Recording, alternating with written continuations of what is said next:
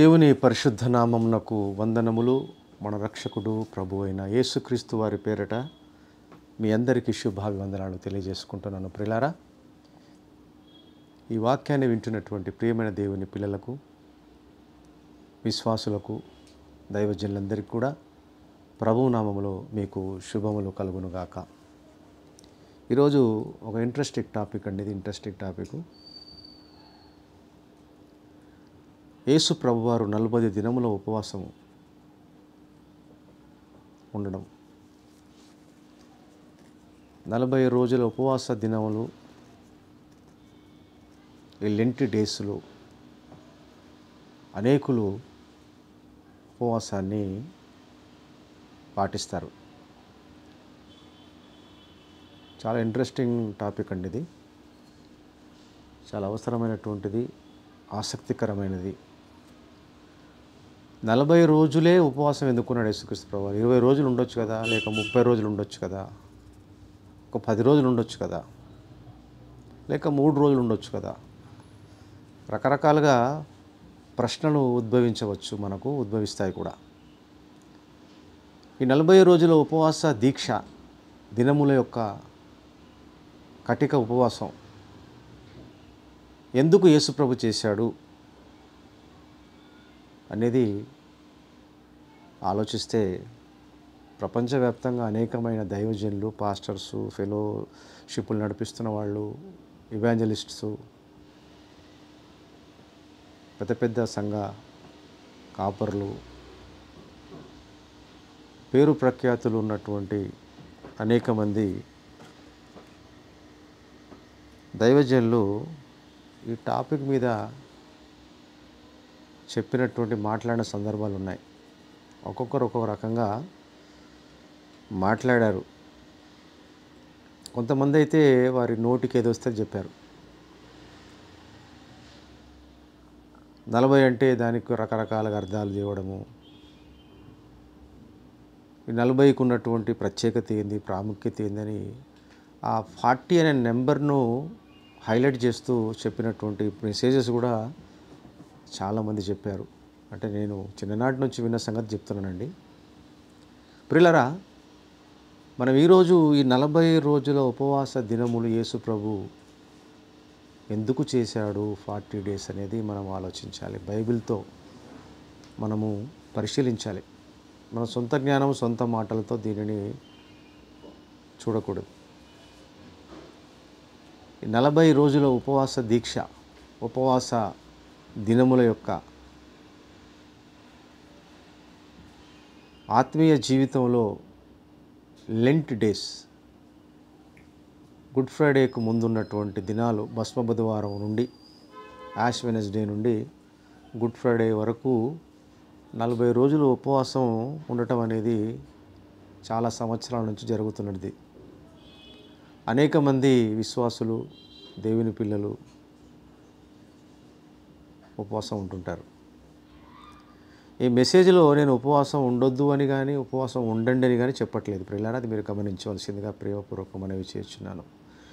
ఈ యేసు ప్రభువారు 40 దినములు ఉపవాసం ఎందుకు చేశాడన్నది నేను ఈరోజు మీకు వాక్యపరంగా చెప్తాను. మీకు మనం ఏది కూడా సొంతంగా మాట్లాడకూడదని, ఆ సొంత ఆలోచనలతో మనము వాక్యాన్ని చూడకూడదని మీకు ప్రభు పేరట ప్రేమపూర్వకంగా మనవి చేస్తున్నాను. 40 డేస్, 40 రోజులు అనగానే మనకు స్టార్టింగ్ గుర్తొచ్చేది ఏమిటంటే జలప్రళయం గుర్తొస్తుంది. నోహావు జలప్రళయం. నోహావు యొక్క కాలంలో ఈ భూమి మీద ఉన్నటువంటి మనుషులు, వారు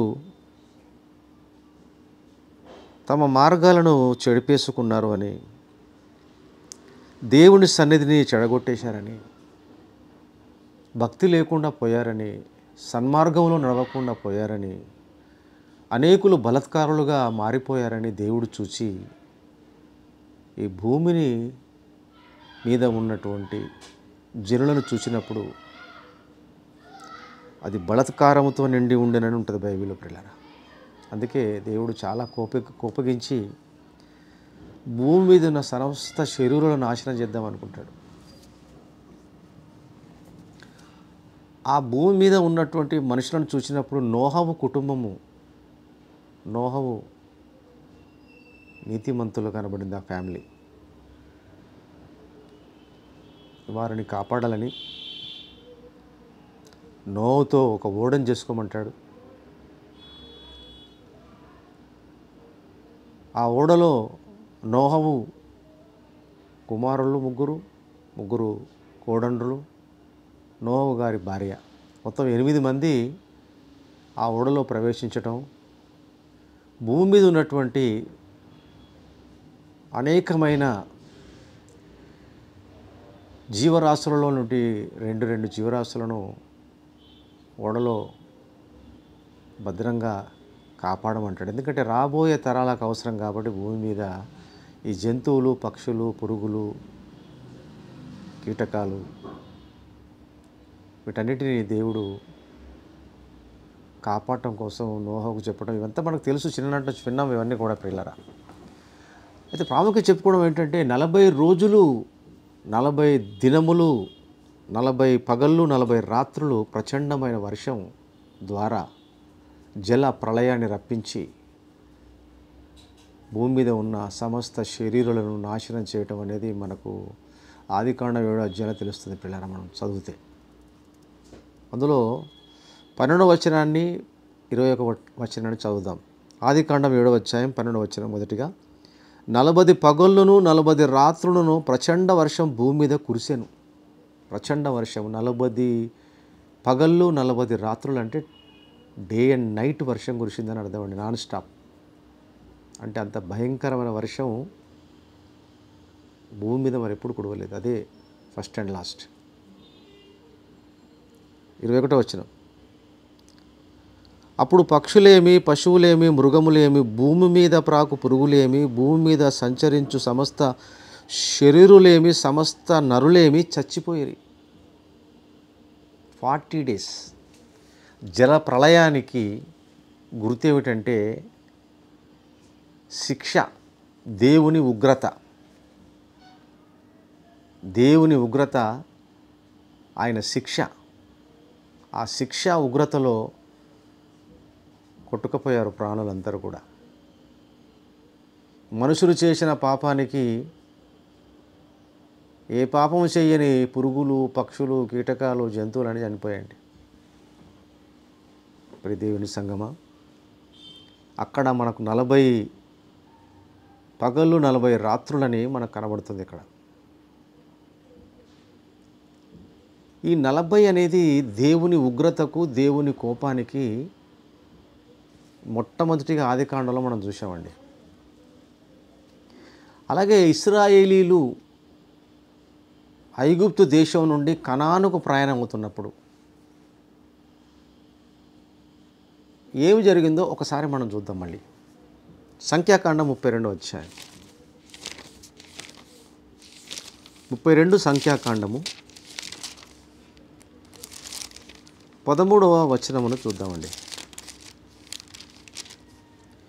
అప్పుడు యెహోవా కోపము ఇశ్రాయేలీల మీద రగులు కొనగా, యెహోవా దృష్టికి చెడు నడత నడిచిన ఆ తరము వారందరూ నశించు వరకు అరణ్యములో 40 ఏళ్ళు ఆయన వారిని తిరుగులాడజేసెను. కోపము, శిక్ష. మళ్ళీ ఇక్కడ 40 సంవత్సరాలు ఆ తరం అందరు నశించేటట్టుగా అరణ్యంలో తిప్పుతూనే ఉన్నాడట.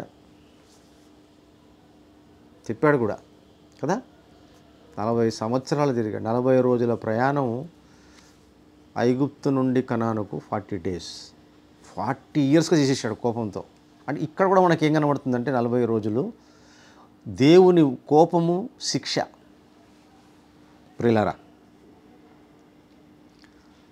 మరి యేసుప్రభు వారు 40 రోజులు ఉపవాసం ఎందుకు అన్నది దీనికి సంబంధం ఏమైనా ఉందా అని ప్రశ్నించుకోవాలి మనం. ప్రియులారా, మత్తయి సువార్త 5వ అధ్యాయము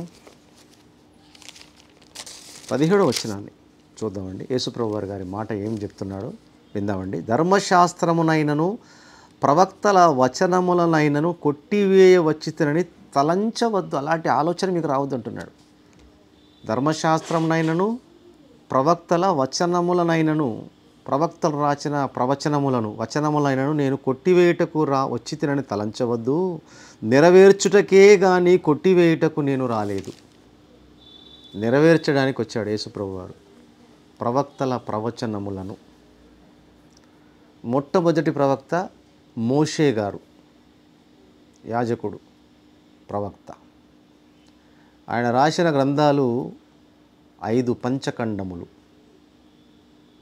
కదా. అలాగే ఐగుప్తు నుండి ఇశ్రాయేలీలను కనాను వరకు నడిపించిన నాయకుడు, కనాను బార్డర్ వరకు నడిపించిన నాయకుడు. చాలా ప్రముఖమైనటువంటి వ్యక్తి, ప్రాముఖ్యమైనటువంటి దేవుని సేవకునిగా కొనియాడబడ్డాడు పాత నిబంధనలో మోషే ప్రవక్త. మోషే ప్రవక్తకు యేసుక్రీస్తుకు చాలా దగ్గర సంబంధం ఉంది. ఈ 40 దినముల ఉపవాసాన్ని మనం జ్ఞాపకం చేసుకుంటే ప్రియులారా, ఈ 40 days దేవుని ఉగ్రతకు, దేవుని శిక్షకు గుర్తుగా పాత నిబంధనలో 2 పర్యాయాలు మనం చూసాము. ఆయన శిక్షించినటువంటి దినాలు 40 daysగా మనం గమనించాం ప్రియులారా. అందువల్ల ఇక్కడ ఒక ప్రాముఖ్యమైన విషయాన్ని గమనిస్తే, మోషే ధర్మశాస్త్రమును తీసుకునేటప్పుడు, దేవుని యొక్క ఆజ్ఞలను తీసుకునేటప్పుడు ఏం జరిగిందో ఒకసారి మనం చూద్దాం. నిర్గమకాండం 16వ అధ్యాయము. నిర్గమకాండం 16వ అధ్యాయము 35వ వచనము.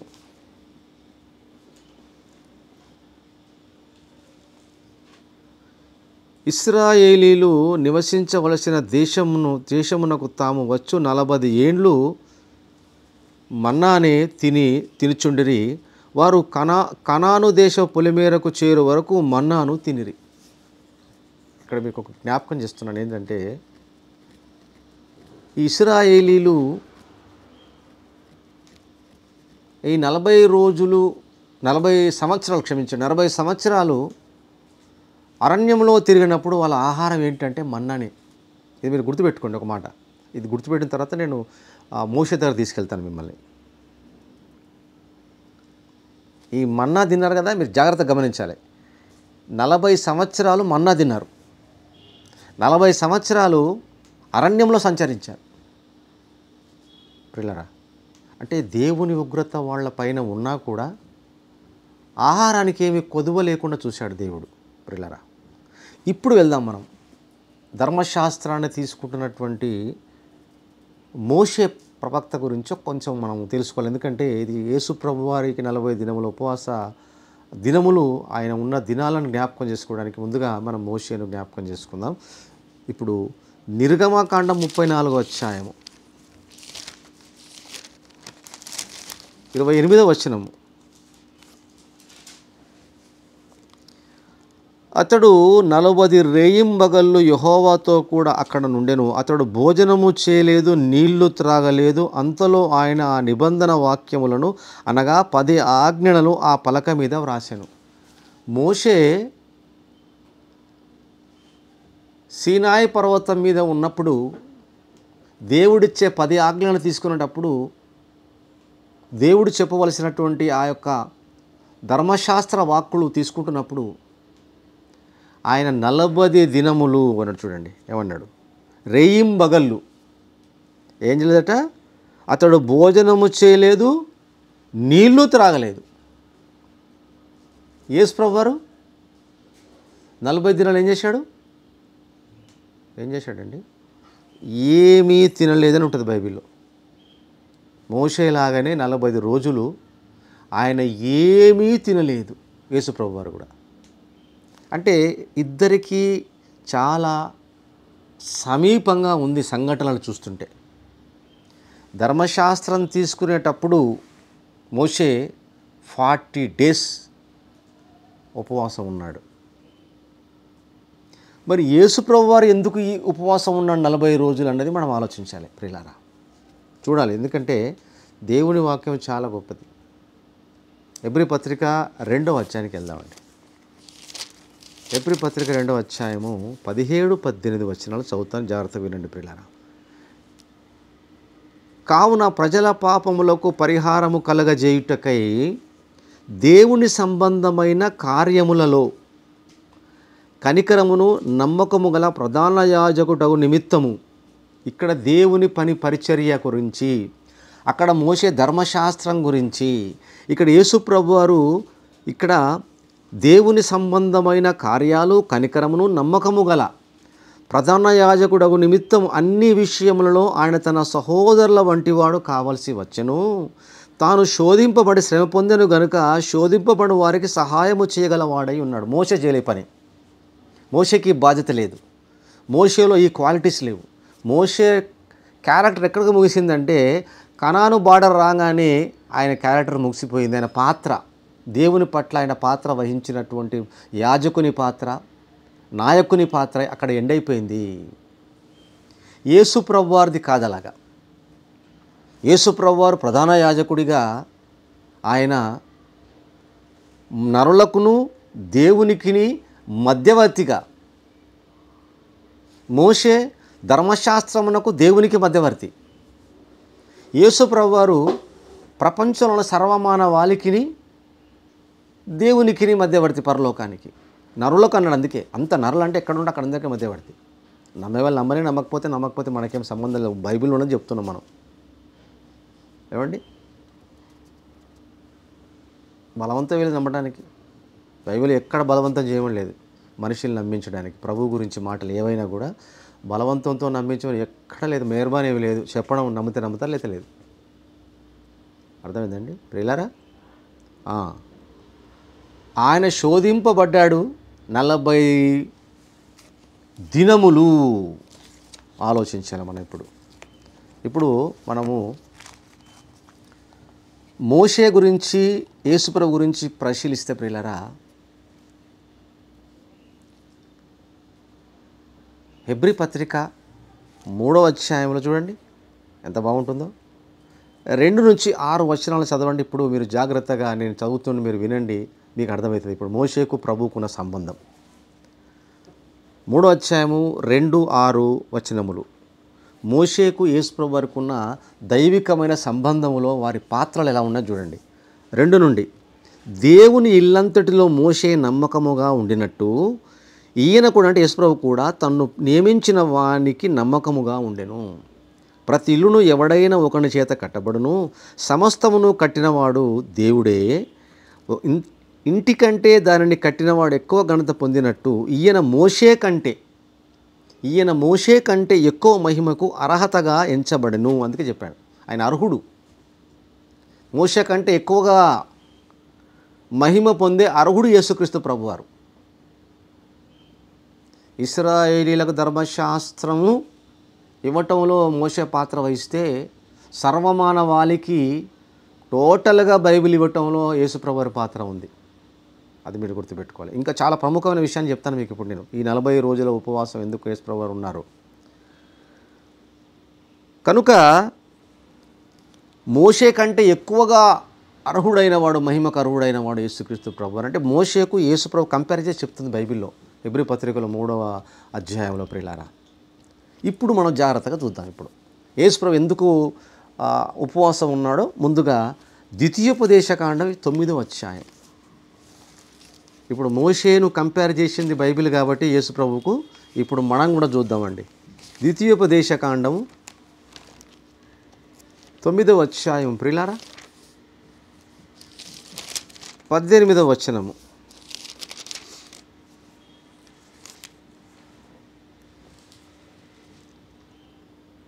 మీరు యెహోవా దృష్టికి ఆ చెడు నడత నడిచి చేసిన మీ సమస్త పాపముల వలన ఆయనకు కోపము పుట్టింపగా చూచి, మునుపటి వలె అన్నపానములు మాని 40 పగళ్ళు 40 రాత్రులు నేను యెహోవా సన్నిధిని సాగిలపడి తిని. మోషే ఎవరి కోసం సాగిలపడ్డాడు? 40 పగళ్ళు 40 రాత్రులు ఉపవాసం ఉండి ఏమి తినకుండా, ఇశ్రాయేలీల రక్షణ కొరకు.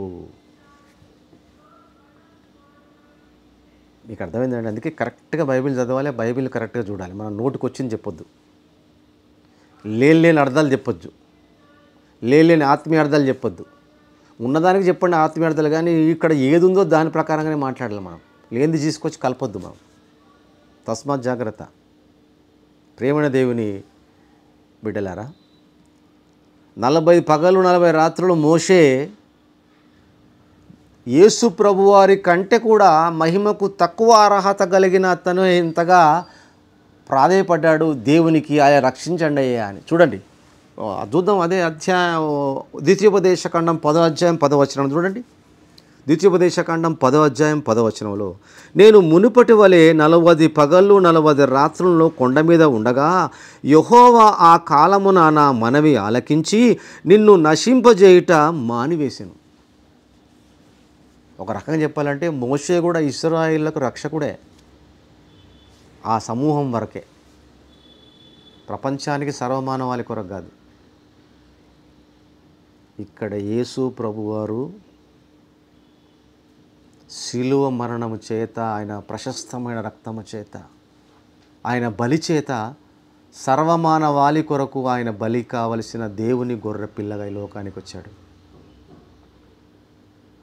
ఆయన బలి కావాలంటే ఆయన జీవితంలో ఎన్నో శ్రమలు, అవమానాలు, కష్టాలు, హింసలు ఆయన కలుగుతాయని ప్రభువారే ప్రవచించాడు. అనేక హింసలు పొంది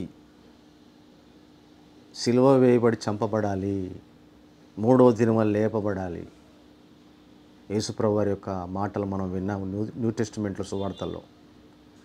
వాటిని భరించి సహించడానికి ప్రాక్టీస్గా తన శరీరాన్ని, తన మనస్సును మానసికంగా, శారీరకంగా సిలువ మరణానికి సిద్ధపరచబడటానికి 40 రోజులు ఉపవాసంతో తన శరీరాన్ని కంట్రోల్ చేసుకోవటం కొరకు ప్రయాసపడ్డాడు ఆ యొక్క అరణ్యంలో. ప్రియులారా, అది ఒక రకమైనటువంటి భాగం. జాగ్రత్త వినాలి మీరు. ఎందుకంటే ఆ 40 రోజులే కాదు, బైబిల్ ఉంది, శరీరధారి అయి ఉన్న దినములలో మహారోదనతోనూ కల్లీనతోనూ తన్ను మరణం నుంచి రక్షింపగల వానికి యాచనలో ప్రార్థనలను సమర్పించడం ఉంది. భయభక్తులు కలిగి తను తాను సమర్పించుకున్నాడు దేవునికి. శరీరధారి అయి ఉన్న దినములన్నీ కూడా మహారోదనతో కన్నీళ్లతో ప్రార్థన చేశాడు ప్రభువారు. శిలువ యాగం డిస్టర్బ్ కావద్దు, మధ్యలో ఆ శిలువ యాగానికి వెనకంజ వేయకూడదు యేసుప్రభువారు. శరీరం బలహీనం కాబట్టి, ఏ క్షణమైన శరీరము ఆ శిలువ మరణం నుంచి తప్పింపబడుతుందేమో సాతాను యొక్క శోధన నుంచి అని ఆ 40 రోజులు సాతాను శోధనలో కంటిన్యూగా ఉండి వానిని జయించాడు యేసుప్రభువారు. ప్రియులారా, శోధన అంటే చాలా మామూలు విషయం కాదండి. సులువుగా చిక్కులు పెట్టే పాపం అంటాడు. శోధనలో అలాంటి పాపాల్లో పడిపోతారు. చిన్న చిన్న విషయాలలో 40 days సైతానుగా డైరెక్ట్గా ఉన్నాడు వాడు, ప్రభు దగ్గర ఉన్నాడు వాడు. ఒకసారి చూద్దాం, మార్క్స్ వార్త 1వ అధ్యాయం. మార్క్స్ వార్త 1వ అధ్యాయము 12-13 వచనములు. వెంటనే పరిశుద్ధాత్మ ఆయన అరణ్యంలోనికి త్రోసుకొని పోయెను. ఆయన సాతాను చేత శోధింపబడుచు అరణ్యంలో 40 దినములు అడవి మృగములతో కూడా నుండెను. మరియు దేవదూతలు ఆయనకు పరిచర్య చేయుచుండిరి. దేవదూతలు పరిచర్య.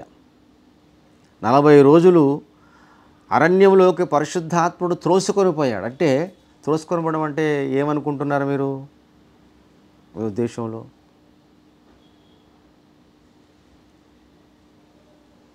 తొందర పెట్టాడని అర్థం.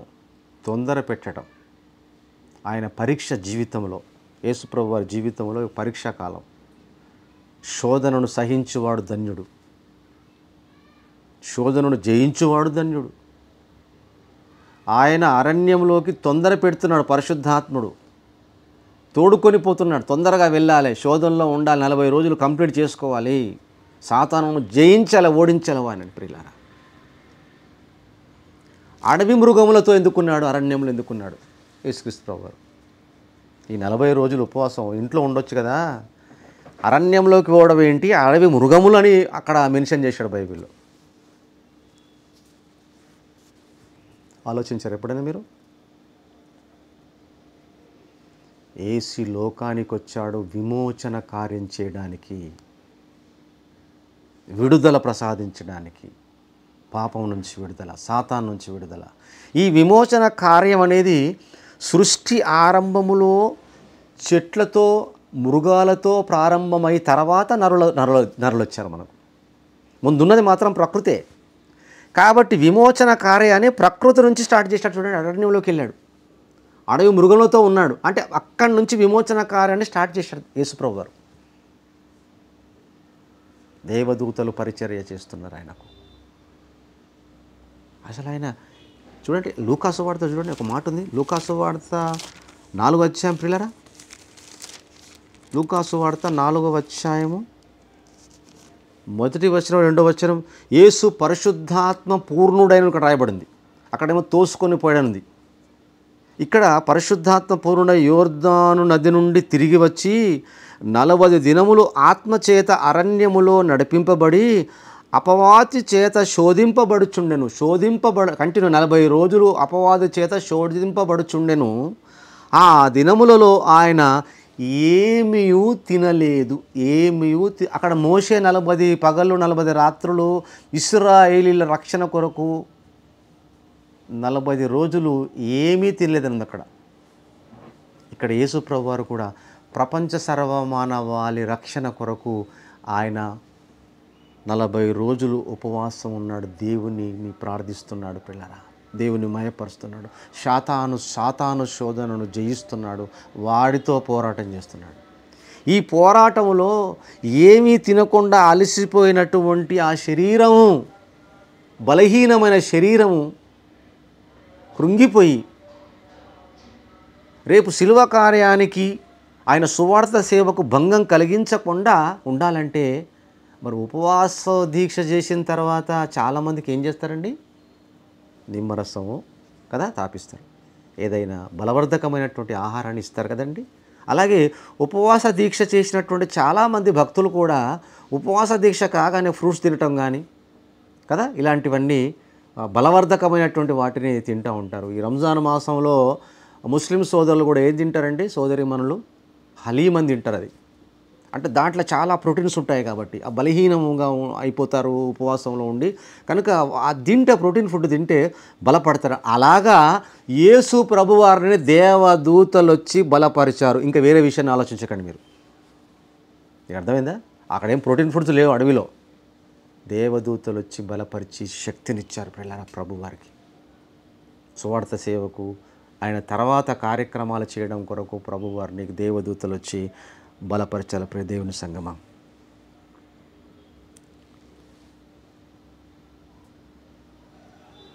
కనుక యేసు ప్రభువారి లోకానికి వచ్చి ఈ 40 అనే ఉగ్రతను దినములను, ఈ 40 అనే శిక్షించే దినములను ఈయన 40 రోజులు ఉపవాసం ఉండి ప్రవక్తలు వ్రాయబడినటువంటి లేఖనాలలో ఉన్న 40ని ఈయన స్వీకరించి స్వయాన దానిలో పాటించి ఆచరించి నెరవేర్చాడు యేసుక్రీస్తు ప్రభువారు మోషే వలె. ఇక 40 రోజులు అనేది ఇంకా ఏ ప్రవక్త కానీ ఏ అపోస్తులు కానీ క్రొత్త నిబంధనలో ఉన్నట్టుగా మనకి ఎక్కడ కనబడదు బైబిల్లో. 40 రోజులు ఉపవాసం ఉన్నట్టు, 40 రోజులు ఉపవాస దీక్ష మీరు చెయ్యండి అని చెప్పటం కానీ, 40 రోజులు ఉపవాసం ఉండుమని కానీ మనకు ఆజ్ఞ కానీ ఆదేశం కానీ క్రొత్త నిబంధనలో ఎక్కడ యేసు ప్రభు కానీ అపోస్తులు కానీ ఏ భక్తులు కానీ మనకు చెప్పలేదు న్యూ టెస్టిమెంట్లో. అంటే 40 అనేది తీసేశాడు యేసు ప్రభు వారు, అంటే ఆయన నెరవేర్చేశాడు అంతే. ఇక ఇప్పుడున్నటువంటి లెంట్ డేస్లో ఆ 40 రోజులు యేసు ప్రభు ఉన్నాడు కాబట్టి మనం కూడా ఉందామని 40 డేస్ను పాటిస్తున్నారు చాలామంది. నేను పాటించమని చెప్పట్లేదు, పాటించొద్దని నేను చెప్పట్లేదు మీకు, అది ముందే చెప్పాను నేను స్టార్టింగ్లో ప్రసంగంలో ముందు. యేసు ప్రభు ఎందుకున్నాడో చెప్తున్నాను నేను. ప్రియ దేవుని సంగమా, కనుక ఇది ప్రవచనంలో ఉన్నటువంటి ప్రవక్తల ప్రవచనంలో ఉన్నటువంటి వాటిని మనం గమనిస్తే ఈ 40 రోజుల్లో దేవుడు ఉగ్రతను కనపరిచాడు ప్రియులారా. అది ఉగ్రత గుర్తుగా ఉన్నందువల్ల మోషే 40 రోజులు ఉపవాస దీక్ష ఉండి 40 రోజులు ఉపవాసం ఉండి దేవుణ్ణి వేడుకొనగా విన్నాడు కాబట్టి ఆ ప్రవక్తలను ఫాలో అయ్యి ప్రవక్తల ప్రవచనము నెరవేర్చడంలో యేసుప్రభు వారు కూడా సర్వమానవాళి పాపము కొరకు, సర్వమానవాళి రక్షణ కొరకు ఆయన కూడా 40 రోజులు ఉపవాసము నెరవేర్చాడు ఉండి.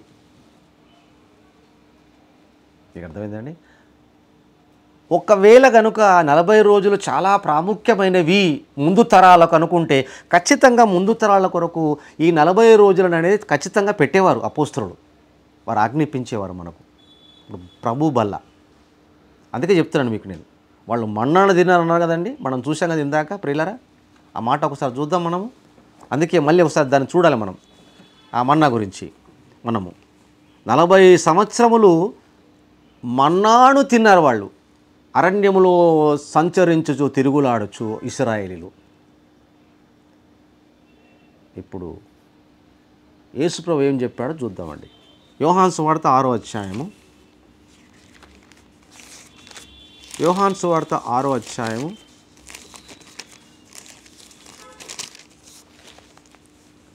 49 నుంచి 51 వరకు ప్రియులా చూద్దామండి. మీ పితరులు అరణ్యములో మన్నాను తినను చనిపోయిరి. మన్నాను తిని మన్న అయిపోయారు. మన్నాను తినను చనిపోయిరి. దీనిని తినువాడు చావకుండునట్లు పరలోకము నుండి దిగివచ్చిన ఆహారం ఇదే. పరలోకము నుండి దిగివచ్చిన జీవ ఆహారమును నేనే. ఎవడైనను ఈ ఆహారం భుజించితే వాడు ఎల్లప్పుడూ జీవించును. తన శరీరం గురించి చెప్తున్నాడు. ప్రభు బల్ల, కమ్యూనియన్, ప్రభురాత్రి భోజనం. ఇది నా శరీరం అని రొట్టిస్తాడు, ఇది నా రక్తమని ద్రాక్షరసాన్ని ఇస్తాడు. దానిని ప్రపంచవ్యాప్తంగా అనేక దేవుని సంఘాలలో ప్రియులారా మరి పాటిస్తున్నారు. ఆ ఆజ్ఞను వారు శిరస వహిస్తున్నారు ప్రపంచవ్యాప్తంగా మనతో పాటు ప్రియులారా. మన్నాకు సాదృశ్యంగా క్రీస్తు శరీరాన్ని చూపిస్తున్నాడు ఇక్కడ. మీరు గమనించాలి ప్రియులారా. కనుక ఆయన శరీరము సిలువలో బలియాగమై మరణమును జయించి సాతానును జయించి ప్రవచనాలు నెరవేర్చిన శరీరం కాబట్టి ఆ శరీరము దేవుని గొర్రెపిల్ల శరీరము, పవిత్రమైన శరీరాన్ని మనకు ప్రభువు ఆహారముగా ఇచ్చాడు పిల్లరా. అయ్యా అది ఎంతవరకు సమంజసం అయ్యా? యేసుప్రభు శరీరాన్ని తినటం అంటే అది నిజమైనటువంటి శరీరం అంటే కాదు ప్రియులారా. దానికి సాదృశ్యంగా ఆనాడు యాజకులు బల్లను తినేవారు. కేవలం యాజకులు మాత్రమే తినేవాళ్ళు బల్లను పాత నిబంధన కాలంలో. మరి క్రొత్త నిబంధనల యాజకులైన రాజులైన యాజక సమూహము దేవుని సొత్తైన ప్రజలమని మన గురించి చెప్తున్నాడు పేతురు పత్రికలో. పేతురు ప్రియులారా, పరిశుద్ధ జనమును రాజులైన యాజక సమూహమును దేవుని సొత్తైన ప్రజలనే ఉన్నారు మీరన్నాడు. మనం కూడా యాజకత్వం అంటే దేవుని గురించి దేవుని మాటలు చెప్పడానికి అర్హత ఉంది, అర్హులము గనుక ప్రభు శరీరమును రక్తమును ఆనాడు యాజకులు ఎలాగైతే ద్రాక్షారసమును రొట్టెలు తిన్నారో అలాగే ఈరోజు దానికి సాదృశ్యంగా ప్రభు ఇచ్చినటువంటి ఆజ్ఞ, ప్రభు ఇచ్చినటువంటిది ప్రభు యొక్క బల్ల, ప్రభు రాత్రి భోజనం ప్రియులారా. అర్థమైంది? ఆ ప్రవచనాలను కూడా నెరవేర్చేశాడు యేసుప్రభు వారు. ఆయన ప్రవచనాలను నెరవేర్చడానికి వచ్చినా కానీ కొట్టివేటకు రాలేదంటే అర్థమైందంటే నూతన నిబంధన ద్వారా ప్రపంచంలో ఉన్న సర్వమానవాళికి పాత నిబంధనలో ఉన్న ప్రవచనాలను నెరవేర్చి ఆయన మనల్ని రక్షణలోకి నడిపించడానికి, రక్షించడానికి వచ్చిన రక్షకుడై ఉన్నాడు ప్రియులారా. పరలోకానికి భూమి మీద వారధై ఉన్నాడు. పరలోకానికి భూమి మీద ఉన్న నరులకును దేవునికి మధ్యవర్తి అయి ఉన్నాడు. అందుకే అంటాడు నేనే మార్గం అంటాడు ఆయన. అందుకే నేను మార్గం కాదు. నేను మార్గం అంటే చాలామంది మార్గాలు వస్తాయి. నేనే అంటే నేను తప్ప ఎవరును పరలోకానికి తండ్రి దగ్గర తీసుకెళ్లేవారు ఎవరు లేరు, నేనే అని చెప్పుకున్నాడు ఆయన. అందుకే కనుక ప్రియులారా, ఈ 40 days ఫాస్టింగ్ ఉన్నటువంటి యేసు ప్రభువారు ప్రవచనములో, ప్రవక్తల ప్రవచనములలో ఉన్నటువంటి వాటిని నెరవేర్చాడే తప్ప మరొకటి కాదు అని మీరు గ్రహించాలి ప్రియులారా. మరి నువ్వు 40 రోజులు ఉన్నావు అంటే నువ్వేం ప్రవచనం నెరవేరుస్తావో నువ్వు ప్రశ్నించుకో. నీవు యేసు ప్రభువారిని ఫాలో అవ్వటానికి 40 డేస్ ఉపవాసం ఉంటామంటే సంతోషమే, నేనేం విమర్శించడం లేదు. ఆనాడు ప్రారంభంలో క్రైస్తవ్యం ప్రబలుతున్నప్పుడు ఆనాడు చదువుకొని వారు చాలామంది ఉన్నారండి. ఇప్పుడున్నటువంటి స్కూల్స్లు కాలేజెస్ లేవు ఆ టైంలో, చదువు తక్కువ. అలాంటి వారిని ఒక దగ్గరికి సమకూర్చాలి అంటే చాలా కష్టతరమయ్యేది ఆ కాలంలో, మొదటి శతాబ్దంలో. ప్రియులారా, చాలా కష్టపడ్డారు బోధించడానికి, చాలా ప్రయాసపడ్డారు. ఆ తర్వాత క్రిస్టియానిటీ అనేది ప్రబలినప్పుడు కూడా కష్టమైంది. ఈ విధంగానైనా కొన్ని పద్ధతుల ద్వారా విశ్వాసుల దగ్గరికి తీసుకొని వచ్చి దేవునికి దగ్గర చేయటం అనేది అవసరం అని చెప్పి లెంట్ డేస్ అని పెట్టారండి. లెంట్ అంటే వసంతకాలము, చిగురించుట, దగ్గరవుట అని అర్థం. లెంట్ అంటే వసంతము, వసంతకాలము, చిగురించుట, దగ్గరగుట అని అర్థం లెంట్ అంటే. ఆంగ్లో సాక్సన్ భాష అది, ఆంగ్లో సాక్సన్ పదం అది. దగ్గరవుట, దేవునికి దగ్గరగా నీకే ఈ 40 రోజులు ప్రేయర్ మీటింగ్సు, ఉపవాసాలు, మెసేజెస్ ఇవన్నీ వింటుంటే 40 రోజులలో నువ్వు ఏమాత్రమైనా దేవుని దగ్గర అవుతావేమో అనే ప్రయాసంలో ఒక భాగమే తప్ప దీన్ని మీరు ఆచారంగా చూడకూడదు ప్రియులారా. ఏ విధము చేతనను సువార్త ప్రకటించమన్నాడు కదా పౌలు గారు. కనుక దేవుని సంగమా, దేవుని యొక్క వాక్యంలో ఎదగండి, దేవుని వాక్యంలో ఉన్న సత్యాన్ని గ్రహించండి. మానవుల యొక్క మూలోపదేశాలు, మానవుల యొక్క కల్పిత జ్ఞానాన్ని మీరు ఫాలో కాకూడదని ప్రభుపేట మీకు మనవి చేసుకుంటున్నాను. తలలు వంచండి, ప్రార్థన చేసుకున్నాను. దయగల మా తండ్రి, కృపగల దేవ, మహిమగల నాయన, మీకు వందనములు, స్తుతులు, స్తోత్రములు తండ్రి. యేసుక్రీస్తు ప్రభువారి యొక్క 40 రోజులు ఉపవాసం ఎందుకు ఉన్నారో, ప్రవచనాలు, ప్రవక్తల ప్రవచనములను నెరవేర్చడంలో ఆయన ఎంత కీలక పాత్ర వహించున్నారో మేము తెలుసుకున్నాము. మీకు స్తోత్రములు నాయన. అలాంటి గొప్ప ప్రభువును మాకు రక్షకునిగా, ప్రభువుగా, జీవాధిపతిగా మీరు మాకు అనుగ్రహించినందుకు మీకు అనేక వందనములు, స్తుతులు, స్తోత్రములు చెల్లించుకుంటున్నాం. ప్రభు మార్గంలో వెళ్ళుటకు, ప్రభువునందు విశ్వాసంతో జీవించుటకు, మీ వాక్యములో స్థిరపరచబడి బలపరచబడ్డకు మీ కృపను మెండుగా, మీ దీవులను నీ బిడ్డలందరికీ, మా అందరికీ అనుగ్రహించమని, ఈ వాక్యాన్ని విన్న ప్రియ బిడ్డలందరినీ మీరు మీ కృపా హస్తంలో ఎత్తిపట్టుకొని దీవించి ఆస్వాదించమని ఈ ప్రార్థన మీ ప్రియ కుమారుడైన యేసుక్రీస్తు వారి పేరిట ప్రార్థించి మిక్కిలి వినయంతో వేడుకొనుచున్నాము తండ్రి. ఆమేన్.